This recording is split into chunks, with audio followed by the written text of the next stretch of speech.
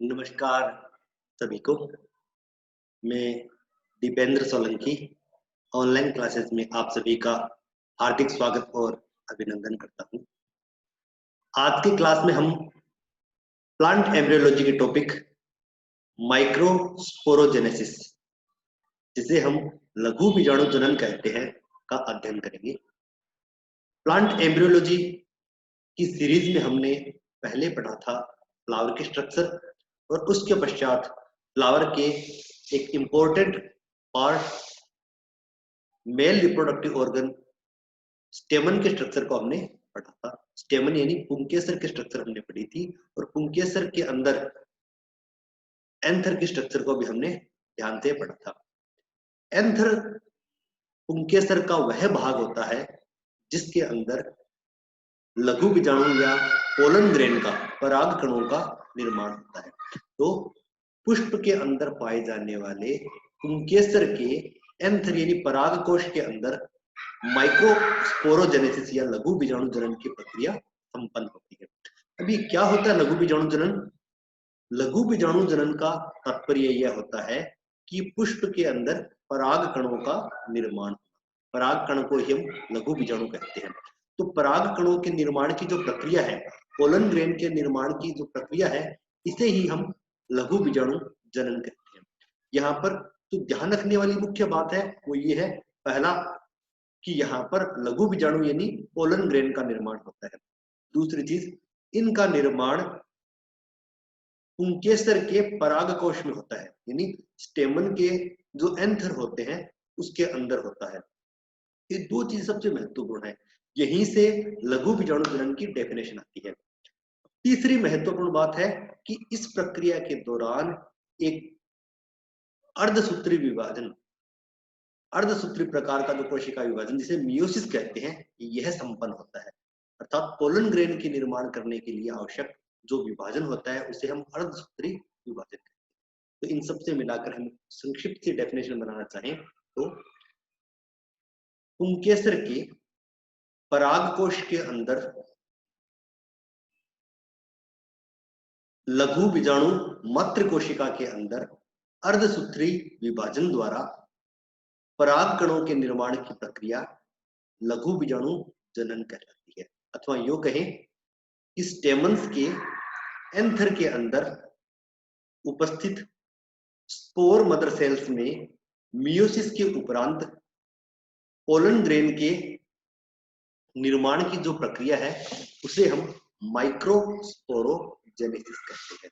तो आज की इस क्लास में हम माइक्रोस्पोरोजेनेसिस की प्रक्रिया को विस्तार से पढ़ेंगे। मैं दीपेंद्र सोलंकी पुनः आपका स्वागत करता हूं और इस टॉपिक को हम कंटिन्यू करते हैं। माइक्रोस्पोरोजेनेसिस एक प्रक्रिया है जिसमें प्रत्येक माइक्रोस्पोर मदर सेल, जिसे हम लघु बीजाणु मातृ कोशिका भी कहते हैं, यह मियोसिस के द्वारा विभाजन होती है और इसके द्वारा 4 हैप्लॉइड माइक्रोस्पोर का या पोलन ग्रेन का निर्माण होता है।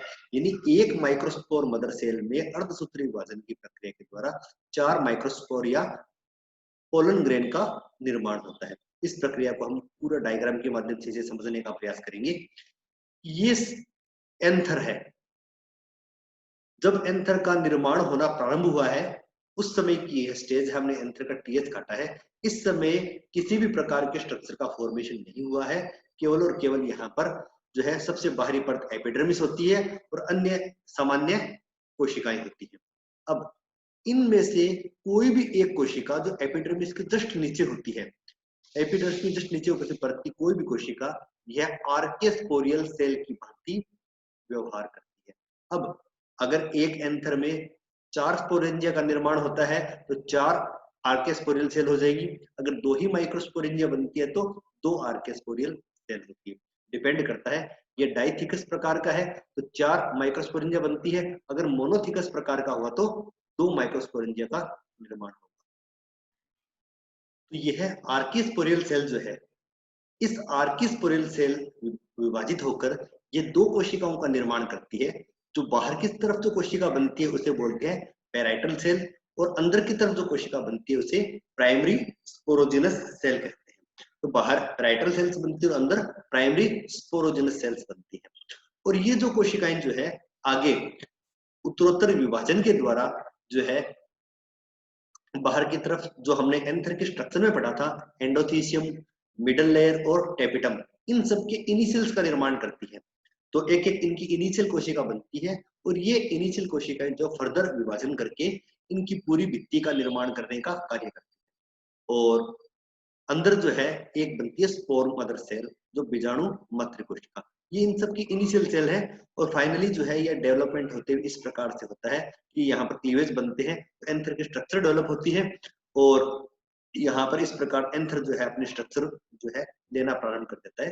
तो अगर हम इस छोटे से पोर्शन के डायग्राम हम वापस देखें, हालांकि हमने एंथर का स्ट्रक्चर हमने पढ़ी थी, तब पढ़ लिया था कि बाहर एपिडर्मिस होती है, एपिडर्मिस के अंदर एंडोथीसियम की लेयर होती है, फिर टेपिटम की लेयर बनती है, सॉरी मिडल लेयर्स बनती है। मिडल लेयर के अंदर यह जो लेयर बनी टेपिटम की, यानी ये एपिडर्मिस है, सॉरी एपिडर्मिस है, फिर ये दूसरी एंडोथीसियम है, ये जो मिडल लेयर है ये यहाँ पर टेपिटम है, और इसके अंदर बनती है माइक्रोस्पोर मदर सेल्स।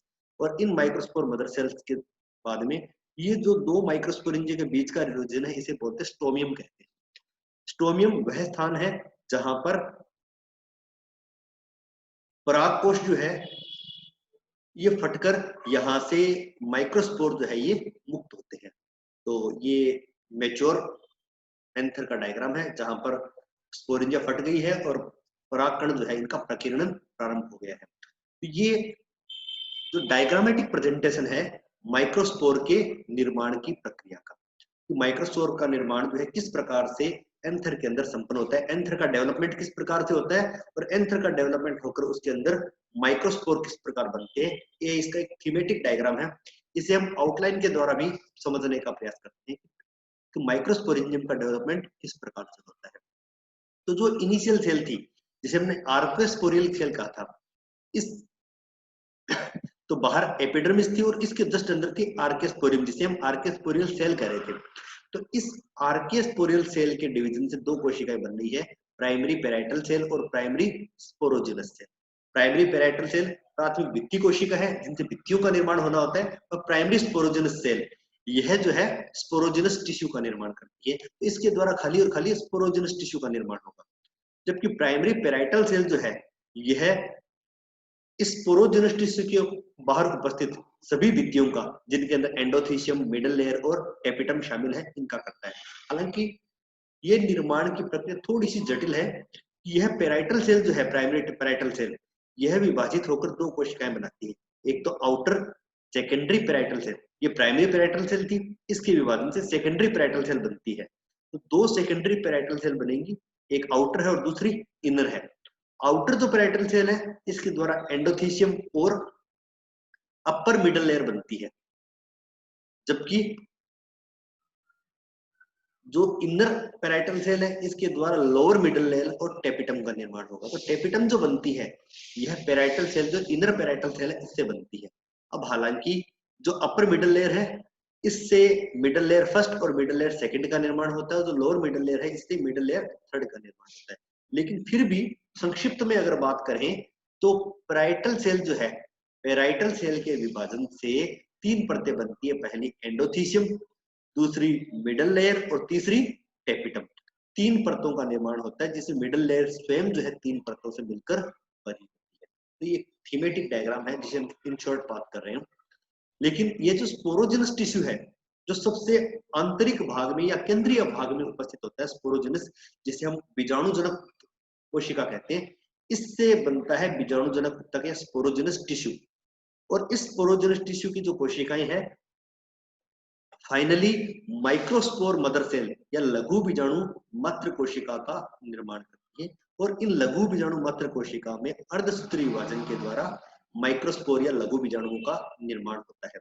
तो ये माइक्रोस्पोर मदर सेल जो है ये डिप्लॉइड सेल होती है, द्विगुणित कोशिका होती है, और इसमें अर्धसूत्री विभाजन के द्वारा अगुणित यानी हैप्लॉइड पोलन ग्रेन का या माइक्रोस्पोर का या लघु बीजाणु का निर्माण होता है। ये एक प्रक्रिया है जिसके द्वारा जो है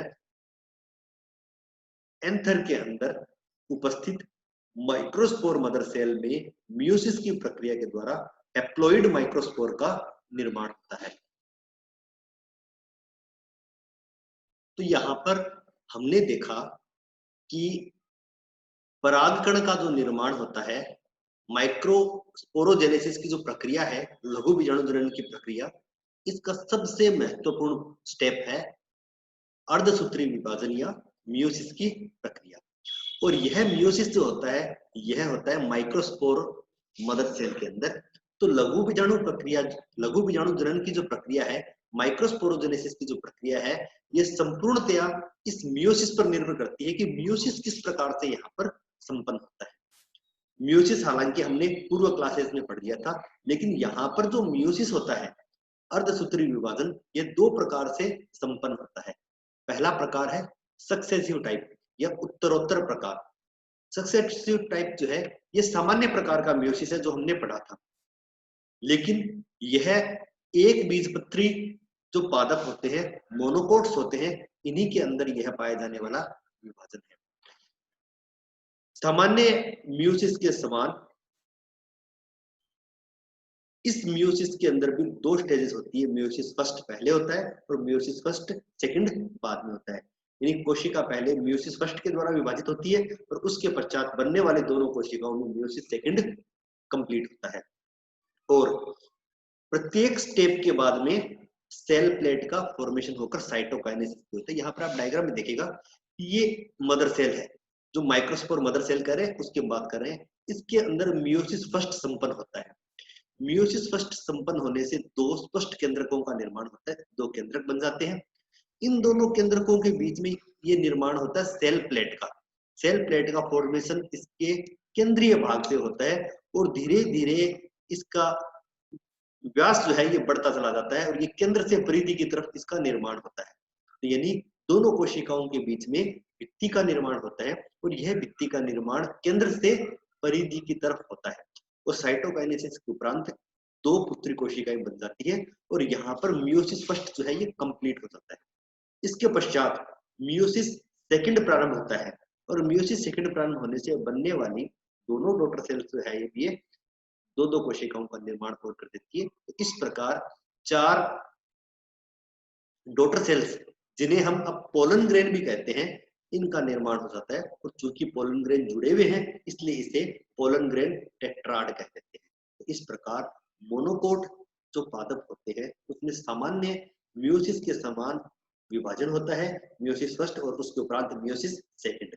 और सेल प्लेट फॉर्मेशन के द्वारा इनके बीच में साइटोकाइनेसिस होता है। साइटोकाइनेसिस केंद्र से परिधि की तरफ होता है। इस प्रकार चार माइक्रोस्पोर का फॉर्मेशन सक्सेसिव टाइप से होता है। दूसरा प्रकार है जिसे कहते हैं साइमल्टेनियस टाइप या युगपत प्रकार। साइमल्टेनियस का मतलब होता है साथ साथ। कैसे होता है इसके ऊपर हम बात करेंगे भी। यह डाइकोट प्लांट जो है, द्विबीजपत्री पादपों में होने वाला अर्धसूत्री विभाजन है। तो अधिकांश द्विबीजपत्री पादपों में इसी प्रकार से यह अर्धसूत्री विभाजन की प्रक्रिया संपन्न होती है। यहाँ पर जो सबसे इंपॉर्टेंट स्टेप ये है कि वॉल फॉर्मेशन जो है ये सबसे अंत में होता है, जब दोनों मियोसिस कंप्लीट हो जाते हैं। आपने सक्सेसिव टाइप में पढ़ा था कि मियोसिस फर्स्ट होने के उपरांत सेल जो है इनके बीच में सेल प्लेट का फॉर्मेशन होता है। जैसे आपने पढ़ा था, फर्स्ट के बाद में ही इसके बीच में कोशिकाएं विभाजित हो गई। लेकिन यहाँ पर मियोसिस फर्स्ट और मियोसिस सेकंड जब दोनों कंप्लीट हो जाते हैं, उसके पश्चात वॉल फॉर्मेशन होता है। और यहाँ पर आप डायग्राम से देखिएगा, फिर मैं समझाने का प्रयास करूंगा आपको। ये फर्स्ट मियोसिस हुआ है, दो केंद्रकों का निर्माण हो गया यहाँ पर। अब ये दोनों केंद्रक जो है ये पुनः विभाजन फिर होता है और चार केंद्रकों का निर्माण हो जाता है इस प्रकार से।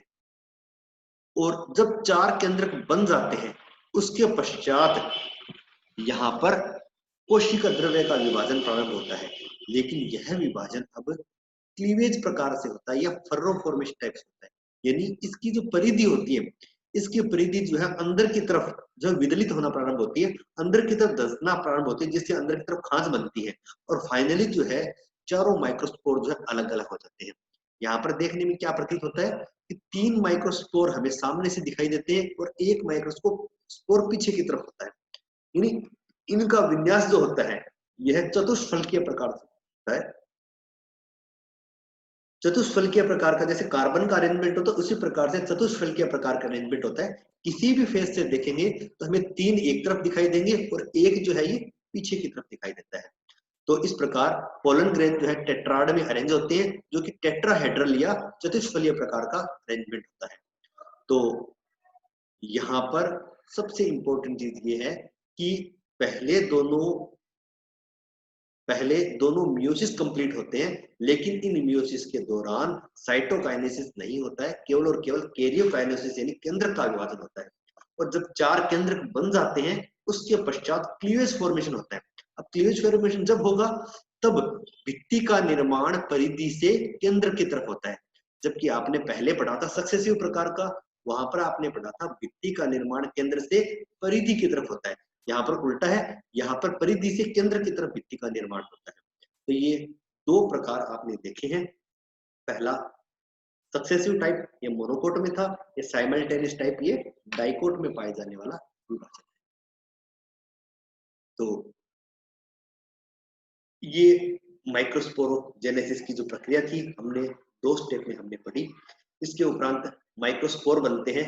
माइक्रोस्पोर जो बनते हैं 4 माइक्रोस्पोर हमने पढ़ा था कि एक मदर सेल के विभाजन से ये जो माइक्रोस्पोर मदर सेल है इसमें मियोसिस होने से 4 माइक्रोस्पोर बनते हैं। चारों माइक्रोस्पोर जब एक साथ जुड़े होते हैं इसे हम माइक्रोस्पोर टेट्राड बोलते हैं। माइक्रोस्पोर टेट्राड एक्चुअल में 4 माइक्रोस्पोर जब एक साथ जुड़े होते हैं उसे हम माइक्रोस्पोर टेट्राड कहते हैं। लेकिन प्लांट्स के अंदर इन माइक्रोस्पोर टेट्राड में या पोलन टेट्राड में भी बहुत सारी विभिन्नताएं देखने को मिलती है। अलग अलग स्ट्रक्चर के हमें माइक्रोस्पोर टेट्राड देखने को मिलते हैं। इनमें से पहला प्रकार है जिसे कहते हैं टेट्राहेड्रल प्रकार, टेट्राहेड्रल या चतुष्फलकीय प्रकार, जो कि सामान्यतः डाइकोट में पाए जाने वाला एक प्रकार है। निकोटियाना टेबेकम में, मेलियोटस एल्बा आदि जो विभिन्न डाइकोट्स होते हैं उनके अंदर यह पाई जाती है। जैसा कि हमने बात की थी कि ये 4 माइक्रोस्पोर है, 3 हमें एक तरफ से दिखाई देते हैं और चौथा माइक्रोस्पोर इनके पीछे की तरफ होता है। तो इस प्रकार 4 माइक्रोस्पोर में 3 हमें सामने से दिखाई देंगे, चौथा इनके पीछे की तरफ है। तो इस प्रकार का अरेंजमेंट टेट्राहेड्रल प्रकार का अरेंजमेंट या डाइकोट का अरेंजमेंट कहलाता है। दूसरा जो है इसे कहते हैं आइसो बाइलेटरल या समद्विपार्श्विक। समद्विपार्श्विक मतलब होते हैं हमें चारों माइक्रोस्पोर सामने से दिखाई देते हैं, जो कि एक दूसरे के पार्श्व में स्थित होते हैं। तो इस प्रकार चारों माइक्रोस्पोर हमें दिखाई दे रहे हैं, एक दूसरे के सामने है। तो इस प्रकार का अरेंजमेंट मोनोकोट में पाया जाता है और जियामेज इसका एग्जाम्पल है। ये कुछ 3 अलग प्रकार के हैं। इसे कहते हैं डिकोसेट। डिकोसेट का मतलब होता है क्रोशित प्रकार का। क्रोशित प्रकार का मतलब होता है कि तरीका यही है, लेकिन यहाँ पर बनने वाली 2 कोशिका, ये मान लो पहले म्यूसिस के उपरांत ये एक कोशिका बनी थी, ये दूसरी कोशिका बनी थी, लेकिन पहली कोशिका के अंदर होने वाला जब म्यूसिस सेकंड होता है वह इन दोनों कोशिकाओं में अलग अलग ओरिएंटेशन होता है। इसमें अगर म्यूसिस इस प्रकार से हुआ है तो इस कोशिका में म्यूसिस इसके 90 डिग्री एंगल पर है, अर्थात यहाँ पर 2 कोशिकाएं सामने दिखाई दे रही है, लेकिन इसके यह जो कोशिका है इसके दूसरी कोशिका पीछे की तरफ बनी है। तो इस प्रकार का अरेंजमेंट क्रोशित प्रकार का होता है, क्योंकि इस कोशिका में होने वाला विभाजन इस कोशिका के समकोण पर होता है। तो इसीलिए हमें इस कोशिका से बनने वाली जो दूसरी कोशिका है चूंकि पीछे की तरफ है इसलिए हमें दिखाई नहीं दे रही है। तो ये कंडीशन मैग्नोलिया में पाई जाती है। फिर है टी शेप्ड। टी शेप्ड में क्या होता है, यह एक कोशिका बनी, म्यूसिस के उपरांत 2 कोशिकाएं जब बनती है, यह प्रथम कोशिका और ये दूसरी कोशिका।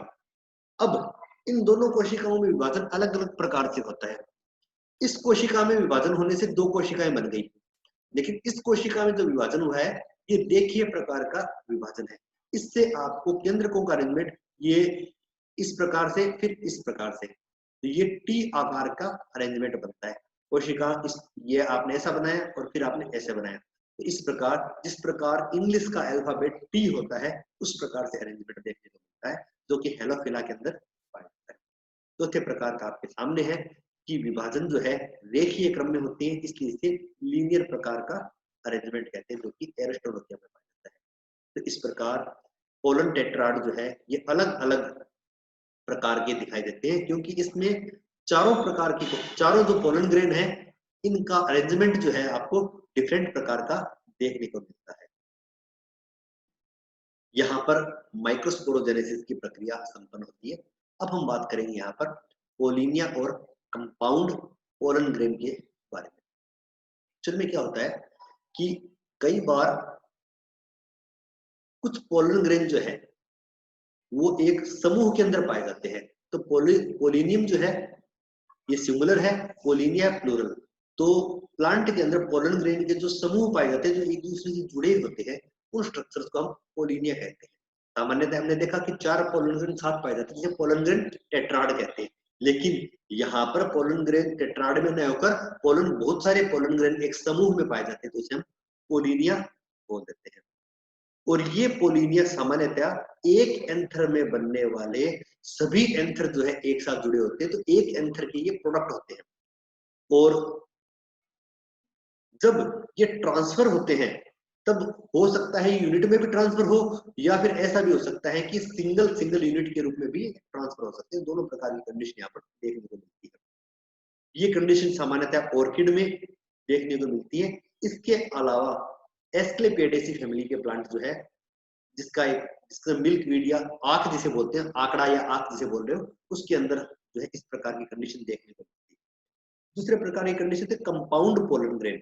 कंपाउंड पोलन ग्रेन का मतलब ये होता है कि पोलन ग्रेन जो है यहाँ पर भी इनके समूह पाए जाते हैं, लेकिन समूह जो है टेट्राड, डायड या पोलिएट्स के रूप में या कोर के रूप में पाए जाते हैं। इस प्रकार इनके जो समूह है ये कहलाते हैं कंपाउंड पोलन ग्रेन्स कहलाते हैं। पोलिनिया और कंपाउंड पोलन ग्रेन में डिफरेंस ये है कि पोलिनियम के अंदर एक एंथर में पाए जाने वाले समस्त पोलन ग्रेन जो है एक समूह का निर्माण करते हैं, जबकि यहाँ पर एंथर के अंदर उपस्थित पोलन ग्रेन जो है ये पोलन ग्रेन जो है अपने हिसाब से एक समूह बनाते हैं और एक एंथर के अंदर कई कंपाउंड पोलन ग्रेन का फॉर्मेशन होता है। तो ये ड्राइमिस और ड्रोसेरा में पाए जाते हैं। हमें डायग्राम के माध्यम से देखने का प्रयास करेंगे। ये पोलिनिया है जो कि आंख में पाए जाते हैं। तो ये जो एक्चुअल डायग्राम है इसका तो इस प्रकार से दिखाई देते हैं आपको। एक्चुअल में ये पोलिनिया पाए जाते हैं। यहाँ पर ये आप आउटलाइन डायग्राम है जिसके अंदर ये पोलिनिया के अंदर छोटे छोटे परागकण जो है इसमें मौजूद होते हैं, जबकि ये कंपाउंड पोलन ग्रेन है। पोलन ग्रेन के समूह यहाँ पर पाए जा रहे हैं जो कि एक ही एंथर में पाए जाने वाले बहुत सारे कंपाउंड पोलन ग्रेन। तो ये आज की क्लास में हमने माइक्रोस्पोरोजेनेसिस की प्रक्रिया को या लघु बीजाणु जन्म की प्रक्रिया को हमने समझा, जिसके अंतर्गत माइक्रोस्पोर में मियोसिस के द्वारा पोलन ग्रेन का फॉर्मेशन होता है। बहुत बहुत धन्यवाद। उम्मीद करूंगा आप सभी ऑनलाइन क्लासेस में इसी प्रकार से जुड़े रहेंगे। Thank you.